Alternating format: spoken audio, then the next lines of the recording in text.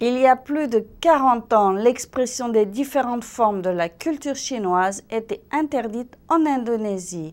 Aussi, toute une génération de descendants chinois ignore leurs vraies traditions.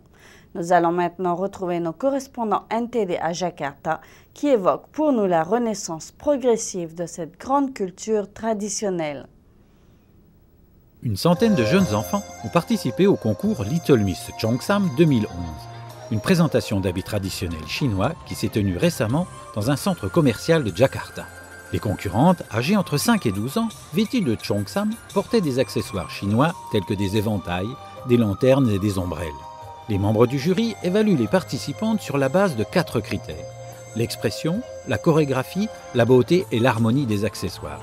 La jeune demoiselle élue Little Miss Cheongsam 2011 reçoit un trophée et une récompense financière. La robe tunique Cheongsam, connue également sous le nom de Qipao, est l'une des robes traditionnelles chinoises introduites pendant la dynastie Qing. Ce vêtement d'origine mandchoue a été modernisé et mis à la mode à Shanghai dans les années 1920. À cette époque, le Cheongsam était porté uniquement par les dames de la classe supérieure. Le concours Little Miss Cheongsam 2011 a été développé par Arta Gading Mal. Notre objectif est de préserver la culture traditionnelle chinoise qui connaît actuellement une renaissance en Indonésie.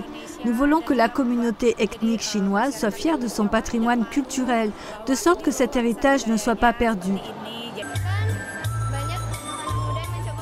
Beaucoup de jeunes portent le Cheongsam ici. Peut-être que certaines d'entre elles ont honte. Mais l'important est de faire l'effort de porter le Cheongsam pour ce concours. J'espère que davantage de jeunes seront fiers de porter le Cheongsam. En 1967, Suharto, alors président indonésien, a interdit aux ethnies chinoises d'exprimer leur culture traditionnelle en public. Cette politique a contribué à la répression de nombreux aspects de la culture chinoise, y compris l'utilisation de la langue chinoise et des noms chinois. Toutefois, l'ancien président Abdulrahman Wahid a abrogé ce décret en 2000. Et peu à peu, il y a une renaissance de la culture traditionnelle chinoise en Indonésie. Les Chinois de souche représentent 5% des 240 millions d'habitants de l'Indonésie. Nouvelle NTD, Jakarta, Indonésie.